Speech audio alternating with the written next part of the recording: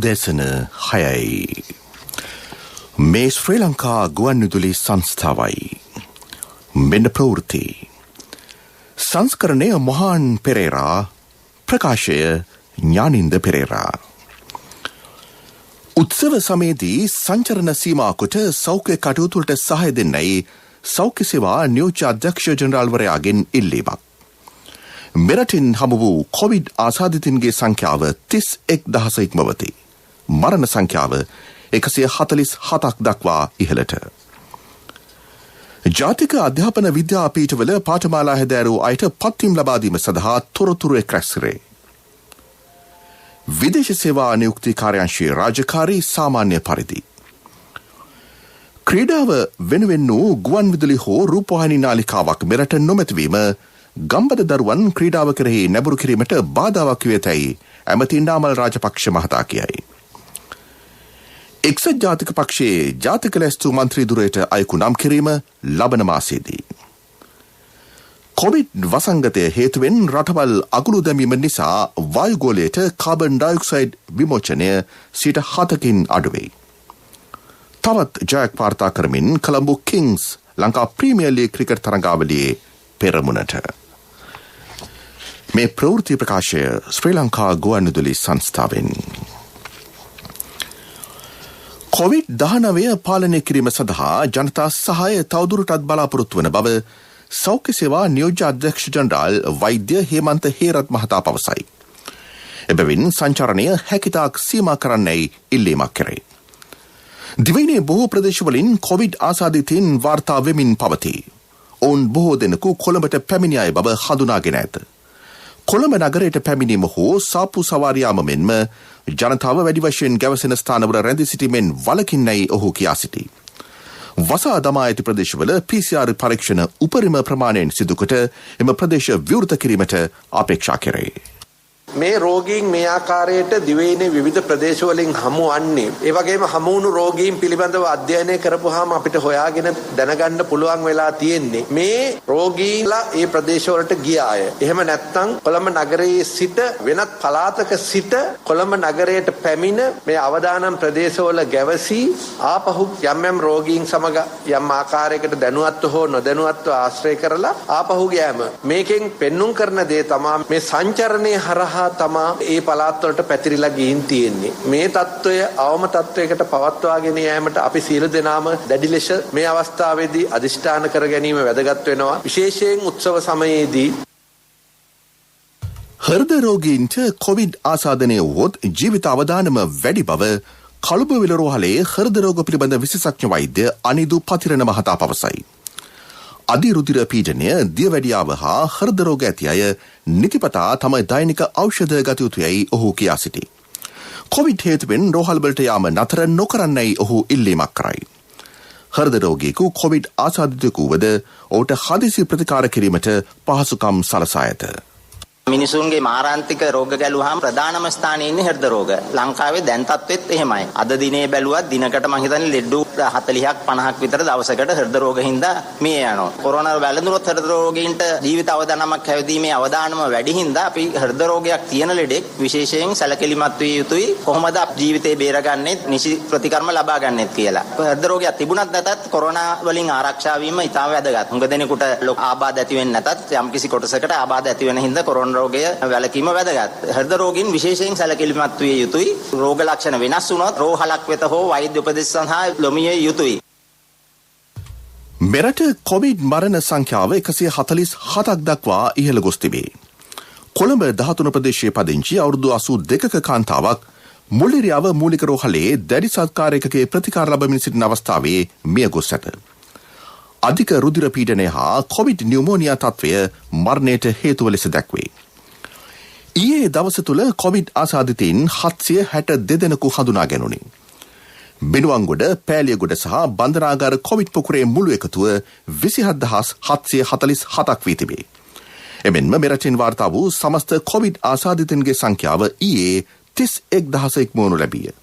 ඒ අනුව මෙවන විටම සංඛ්‍යාව 31375කි. ඒ අතරම ඥාතීන් බාර නොගෙන කොළඹ අධිකරණ වෛද්‍ය නිලධාරී කාර්යාලයේ තිබූ කොවිඩ් ආසාදිත මෘත ශරීර 9ක් රජයේ වියදමින් ඉකුද්දා ආදාහනය කර තිබේ. මේ දක්වා කොළඹ ප්‍රදේශයේ ඥාතීන් බාර නොගත් එවැනි මෘත ශරීර 15ක් රජය මගින් ආදාහනය කර ඇත. විදේශ සේවා නියුක්ති කාර්යාංශය වසා දමා නැති බව එම කාර්යාංශය සඳහන් කරයි. ඒ රේදුරකුට කොරෝනා වැළඳීම හේතුවෙන් කාර්යාංශය වසා දමා ඇති බවට පැතිර යන පුවත් සාවද්‍ය බව එම කාර්යාංශය කියයි. කොවිඩ් ආසාදිත එම රියදුරා රෝහල් ගත කොට ඒ ආශ්‍රිතින් නිරෝධායනයට යොමු කර තිබේ. ඉකුත් 9 වෙනිදා විෂ විජහරණය සඳහා කාර්යාංශය වසා දැමුණි. එහෙත් ඉන් පසු දින සිට එය යළිත් විවෘත කෙරුණි. විදේශ රැකියා සඳහා ලියාපදිංචි කිරීම පැය 24 තොරතුරු මැදිරිය ඇතුළු අත්‍යවශ්‍ය සේවා තවදුරටත් ක්‍රියාත්මකයි. එමෙන්ම කාර්යාංශයේ ගුවන් තොටුපළ කාර්යාංශයේද ක්‍රියාත්මක බැවින් විදේශ රැකියා සඳහා ලියාපදිංචිය එහිදීද සිදු කරගත හැකිය. පළාත් දිස්ත්‍රික් කාර්යාලයද අඛණ්ඩව ක්‍රියාත්මකයි. ඔබ සවන් දෙන මේ ප්‍රවෘත්ති ප්‍රකාශය ශ්‍රී ලංකා ගුවන්විදුලි සංස්ථාවෙන්.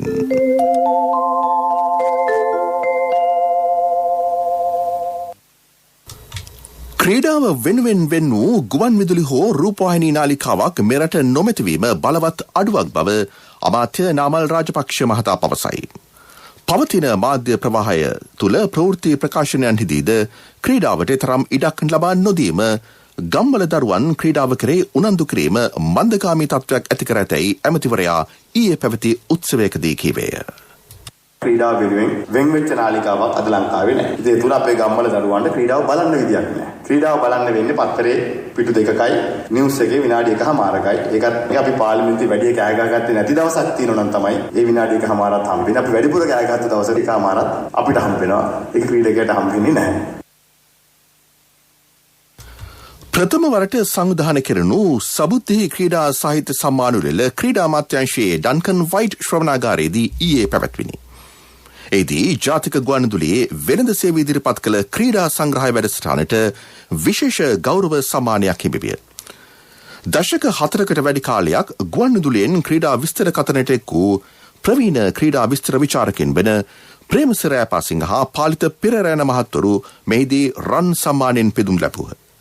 සබුද්ධි සාහිත්‍ය කවේ සභාපති ලෙස තමීර මංජු මහතා ක්‍රියා කළේය.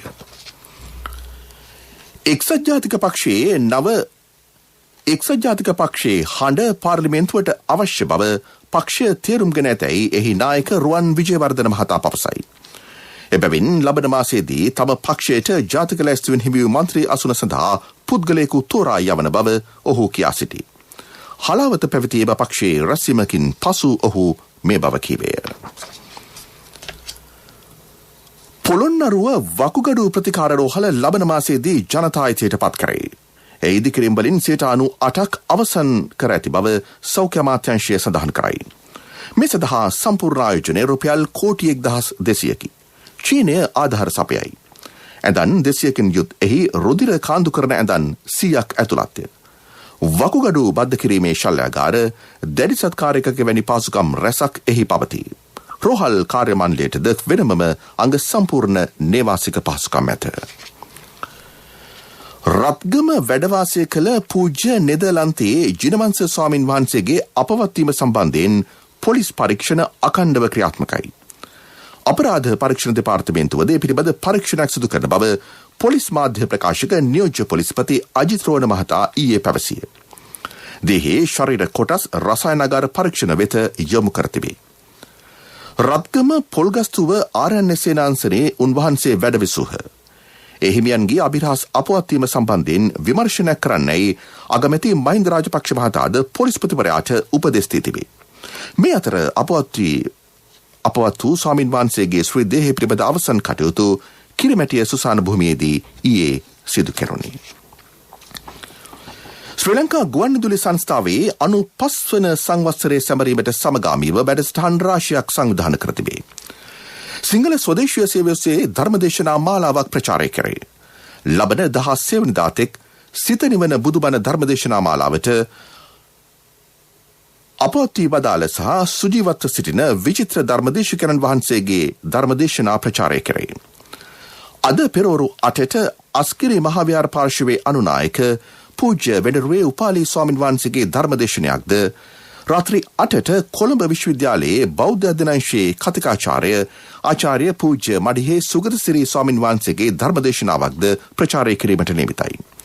මේ අතර අද පස්වරු 4 සිට අනුරාධපුර විජයශ්‍රී ජයශ්‍රී මා බෝධීන් වහන්සේ අභියස ආශිර්වාද බෝධි පූජාවකි. මෙම වැඩසටහන පස්වරු 6 සිට රජරට සේවය ඔස්සේ සජීවීව ප්‍රචාරය කරේ. ඊට සමගාමීව ස්වදේශීය සේවය ඔස්සේද එය ප්‍රචාරය කරේ. ඉදිරියේ පැවැත්වීමට නියමිත අපුස සාමාන්‍ය පෙළ භාගයට පිණිසන සිසුන්ට විභාග අත්වලක් සැපීමට ජාතික ගුවන්විදුලියේ සිංහල ස්වදේශීය සේවය සම්මන්ත්‍රණ මාලාවක් සංවිධානය කරයි. ඒ අනුව සෑම සෙනසුරාදා දිනකම පෙරවරු 9 සිට පෙරවරු 11 දක්වා සාමාන්‍ය පෙළ විභාගයේ 4 විෂයන් වන මව්බස, ආගම, ගණිතය, විද්‍යාව, ඉංග්‍රීසි සහ ඉතිහාසය විෂය සඳහා ප්‍රශ්න පත්‍ර සාකච්ඡා කරන සජීවී සම්මන්ත්‍රණයක් පැවැත්වෙයි. එම විෂයන්ට අදාළ ප්‍රශ්න පත්‍ර වැඩසටහන ප්‍රචාරය වන සෙනසුරාදා දිනමෙන පුවත්පතේ පළ කරේ. විද්‍යා විෂයට අදාළ ප්‍රශ්න පත්‍ර අද සාකච්ඡා කරේ. මෙම වැඩසටහනට රජයේ ප්‍රධාන පාසල් කීපයක ප්‍රවීණ ආචාර්ය මණ්ඩලයක් සහභාගී වෙති. ප්‍රමුඛ පුවත මීළඟට. ප්‍රමුඛ පුවත ඔබ වෙත ගෙනෙන්නේ සිද්ධාලේප ලක්වියාව. ජාතික අධ්‍යාපන විද්‍යාපීඨවල 2016-2018 වර්ෂවල පාඨමාලා හැදෑරූ ශික්ෂණලාභීන්ට ගුරුපත්වීම් පිරිනැමීම සඳහා ඔවුන්ගේ තොරතුරු එක්රැස් කරන බව අධ්‍යාපන අමාත්‍යාංශය කියයි.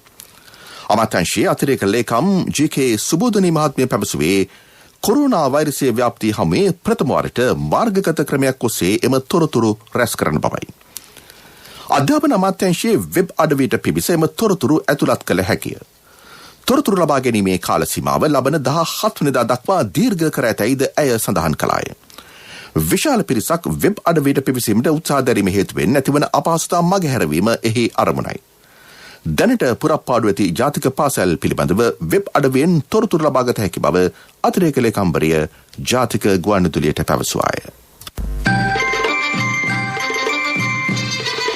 ප්‍රමුඛ පුවත ඔබ වෙත ගෙන ආවේ සිද්ධාලේප ලක්වියාව. ශක්ති හඬ අවධානය පිණිසයි. අඩුම මිලට ඔබේම තැන. ලංකා සතුස වෙතින් දැන් ආර්යකිරි සුපිරි වාසිය. ආර්යකිරි ග්‍රෑම් 400 රුපියල් 355යි. කිලෝව රුපියල් 880යි. ආර්යකිරි සුපිරි වාසිය. ලංකා සතුස වෙතින් පමණයි. සේනා දළබුවාගෙන් බඩේරුඟු වගාවට යළිත් හානි සිදුවමින් පවතින බව ගොවීහු කියති. අනුරාධපුර පළුගස්වැව ප්‍රාදේශීය ලේකම් කොට්ටාශයේ හොරවිල ඇතුළු ගම්මාන රැසක මෙවර බඩේරුඟු වගා කර ඇත. එම වගාවට දළබුවාගෙන් බරපතල හානි සිදු වී තිබේ. මේ පිළිබඳව කෘෂිකර්ම බලධාරීන් අවධානය යොමු නොකළහොත් තමන්ට දැඩි අපහසුතාවන්ට මුහුණ දීමට සිදුවන බව එම ගොවීහු පවසතේ. ආර්යකිරි දඹදිව වන්දනා සත්‍යක්‍රියා අධිෂ්ඨානය සම්බුද්ධ දේශයෙන් අප ධර්ම දීපයින් කොරෝනා වසංගතේ දුරුවේවා ලෝකයින්. කොරෝනා වසංගතය දුරු වූ වහාම ඇරඹෙන ආර්යකිරි දඹදිව වන්දනාවට තෝරාගන්නා සැදැහැවතුන් වෙත ආර්යකිරි සමාගමෙන් එක් අයෙකුට රුපියල් 1,10,000ක් බැගින් මුදල් පිරිනැමේ. ඔබත් අදම ඉල්ලුම් කරන්න. ඔබේ දෙමාපියන්ගේ නම්, ඔබේ ලිපිනය සහ දුරකථන අංකය පැහැදිලිව ලියා ආර්යකිරි පැකට්ටුවේ තිබෙන නිල් පැහැති ලාංඡනය කපා මේ ලිපිනයට එවන්න. ආර්යකිරි දඹදිව වන්දනා තැපැල් පෙට්ටිය 71 ගල්කිස්ස. ලෝක ප්‍රවෘත්ති. කොවිඩ් වසංගත තත්ත්වයක් සමග බොහෝ රටවල් අගුළු දැමීමට ලක් කිරීම නිසා මෙවසරේදී වායුගෝලයට කාබන් ඩයොක්සයිඩ් විමෝචනය 7%කින් අඩු වී ඇතැයි නවතම වාර්තාවක් පෙන්වා දෙයි. එය මෙතෙක් සිදු වූ විශාලතම අඩුවීමයි. 2019 කළ අධ්‍යයනයකට අනුව මේ වසරේදී ලෝක ප්‍රජාව කාබන් ඩයොක්සයිඩ් මෙට්‍රික් ටොන් බිලියන 37ක් වායුගෝලයට එක් කරනු ඇතැයි ඇස්තිමේන්තු කර තිබුණි. මෙම අඩුවීමට ප්‍රධාන ලෙසම හේතු වී ඇත්තේ මිනිසුන් නිවසේ රැඳී සිටීම, මෝටර රථ හා ගුවන් ගමන් අඩුවීම යන කරුණු බව පෘථිවි පද්ධති විද්‍යා දත්ත සංග්‍රහයේ සඳහන් වෙයි. මෙහිදී ඇමරිකාවේ කාබන් ඩයොක්සයිඩ් විමෝචනය 12%කින්ද යුරෝපයේ 11%කින්ද පහත වැටි ඇත. ඒත් ලොව විශාලතම කාර්මිකකරණය වූ රාජ්‍යයක් වන චීනයේ එම අඩුවීම සිට 1.7ක් පමණි. චීනයේ කොවිඩ් රැල්ලත් ඇතිවී මාස කීපයකින් එය නිමාකොට යළිත් කර්මාන්තාරම්භ කිරීම ඊට හේතුවයි.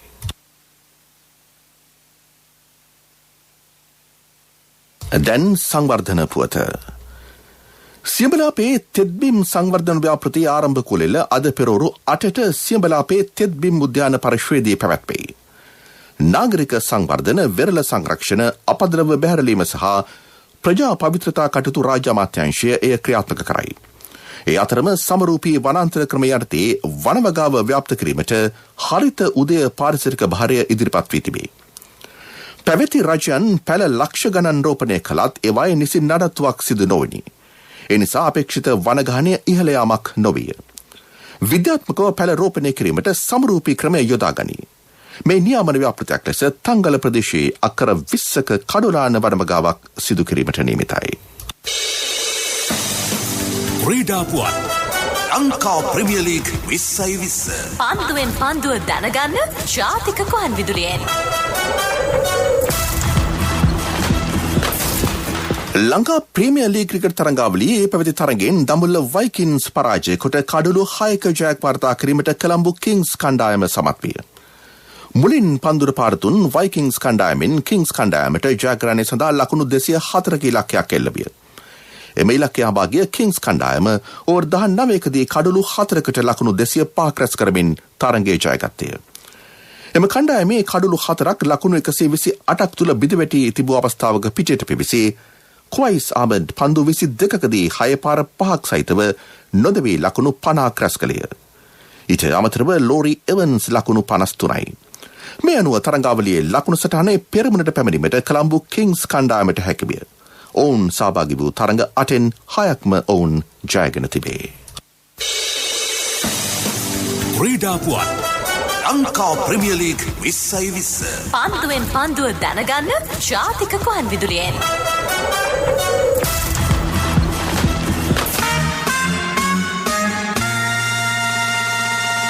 ව්‍යාපාරික පුවත්. ශ්‍රී ලංකාවේ ඉදිරි අයවැය පාර්ලිමේන්තුවේ විශාල බහුතරයකින් සම්මත වී ඇති මොහොතක S&P Global Ratings ආයතනය ඊයේ සිදු කළ ශ්‍රේණිගත කිරීමේ ක්‍රියාමාර්ගය පිළිබඳව රජය කලකිරීමකට පත්ව සිටී. නව රජයේ පූර්ණ වාර්ෂික අයවැය ඉදිරි කාල පරිච්ඡේදය තුළ ආර්ථිකය යථා තත්ත්වයට පත් කිරීම සඳහා නව දිශානතියක් පෙන්නුම් කරන බව මධ්‍යකාලීන ප්‍රතිපත්ති රාමුවකි. ඒ අපේක්ෂිත මධ්‍යකාලීන ධනාත්මක වර්ධනය මෙම ශ්‍රේණිගත කිරීම වලින් නොසලකා හැර තිබේ. ඉදිරි අයවැයේදී රජය විදේශ මූල්‍යකරණය සම්බන්ධයෙන් නව ප්‍රවේශයක් අනුගමනය කරනු ඇත. එහෙත් මෙම ශ්‍රේණිගත කිරීමේදී රාජ්‍ය මූල්‍ය හිඟය මට්ටම හා රටේ බාහිර හිඟය දල වශයෙන් ඉක්මවා ගොස් තිබේ. නුදුරු අනාගතයේදී දැනට පවත්වන ආර්ථික ප්‍රකෘතිය රජයට ආදායම ඉහළ නැංවීමට දායක වනු ඇතැයි අපේක්ෂා කෙරේ. ආර්ථික පුවත් ආවරණය ජය අයියා මොකෝ ඊරේ පාක් එකට ආවේ නැත්තේ? අපේ පොඩි දූ ඉස්කෝලේ දුවන තරගයකින් පළවෙනි වුණානේ. කට්ටියම එක්කගෙන ගියා කෑමකට. එහෙනම් බර වියදම් ඇතිනේ. LOLC ක්‍රෙඩිට් කාඩ් එක අතේ තිබ්බ නිසා සල්ලි ගැන බයක් තිබ්බෙම නැහැ. LOLC ෆයිනෑන්ස් ක්‍රෙඩිට් කාඩ් පත ජීවිතේම සපුරාලයි. ලබන වසරේදී තෝරාගත් ගම්මාන 5000ක් ශක්තිමත් ආදායම උත්පාදනය කරන ගම්මාන බවට පරිවර්තනය කරන බව රාජ්‍ය අමාත්‍ය ශ්‍රේහාන් සේමසිංහ මහතා පවසයි. ආණ්ඩුවේ කොඳුනාරටේ ලෙස රජය සලකන්නේ සමෘද්ධි දෙපාර්තමේන්තුව බව ඔහු අනුරාධපුරයේ පැවති උත්සවයකදී කීවේ. සුන්දර ගමක් ව්‍යාපෘති යටතේ ජීවන උපාය මාර්ග සංවර්ධන වැඩසටහන සඳහා රජය රුපියල් බිලියන 6කට ආසන්න මුදලක් වෙන් කර ඇතැයි ඔහු කියා සිටී. මෙතන වැඩ කිරිගහට යන්න වගේලු. ඇත්තද මල්ලි? නැතුව ළමයිට උගන්වන්න, ගෙවල් හදන්න, ඉඩම් ගන්න. බිස්නස් කරන අයමයි ගොඩක් වෙනවලුනේ. ඔව්. අනිකෙන හැම කෙනාම දියුණු වෙනවනේ. අක්කලට නිසා කියන්නේ ත්‍රීවිල් එලෝපු මට වෑන් එකට පාර පෙන්නුවෙත් මෙතන ඉන්නේ. මේ තියෙන්නේ තැන. ඔබේ ඕනම අවශ්‍යතාවයකට සුදුසු මූල්‍ය විසඳුම් දෙන එන අය දියුණු වෙන අය එන LOLC සමූහය. එන්න දියුණු වෙන්න.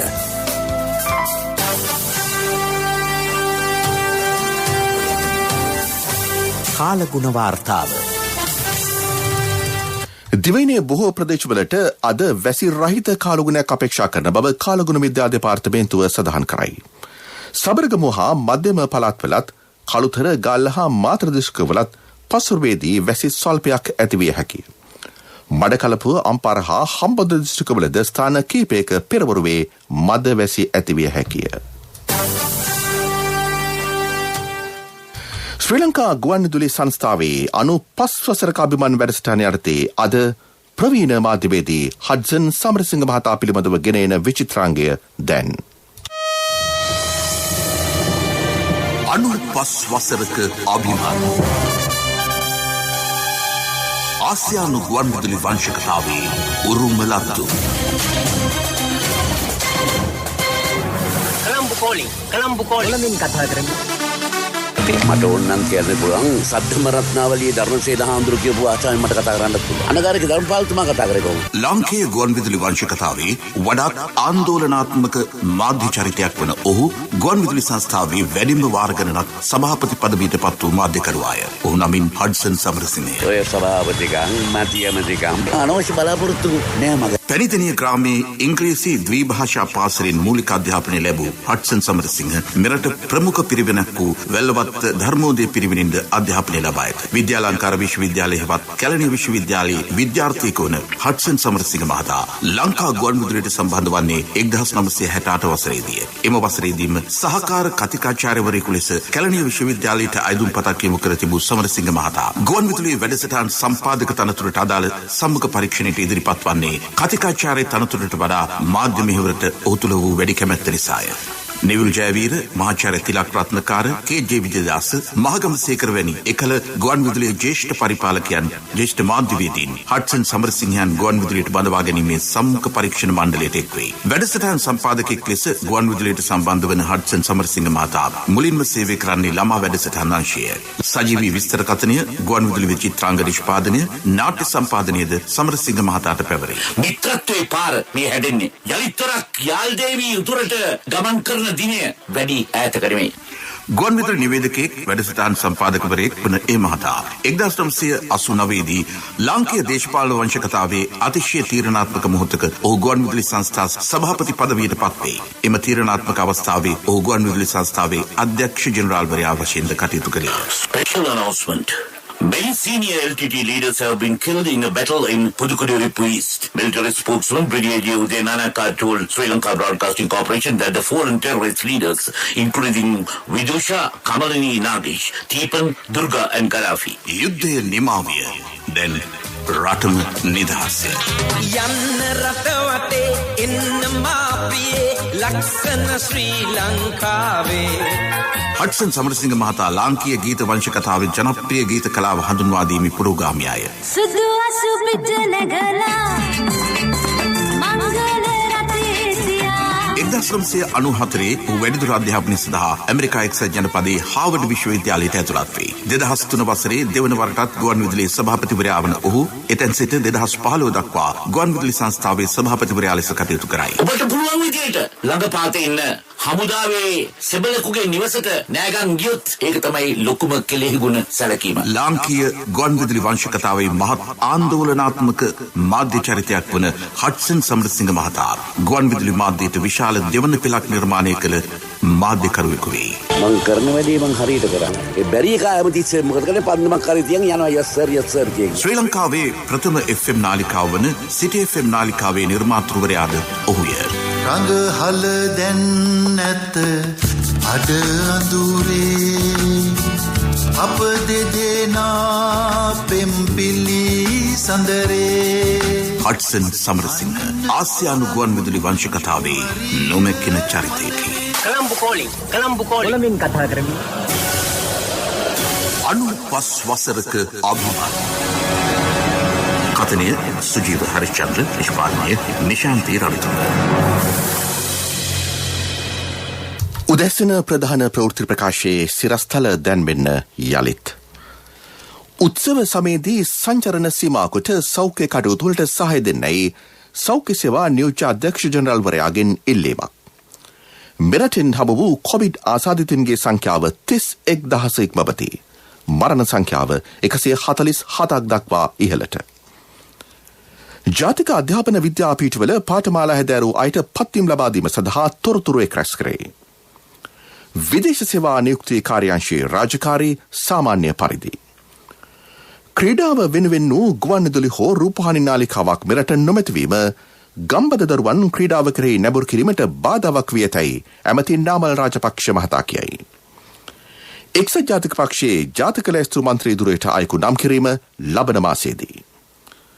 කොවිඩ් වසංගතයේ හේතුවෙන් රටවල් අගුළු දැමීම නිසා වායුගොලයට කාබන් ඩයොක්සයිඩ් විමෝචනය 7%කින් අඩුවේ. තවත් ජයක් වාර්තා කරමින් Colombo Kings Lanka Premier League cricket තරඟාවලියේ පෙරමුණට. උදෑසන ප්‍රධාන ප්‍රවෘත්තියෙන් සමප්තයි. අපගේ මීළඟ ප්‍රධාන ප්‍රවෘත්ති ප්‍රකාශය දහවල් 12:45ට.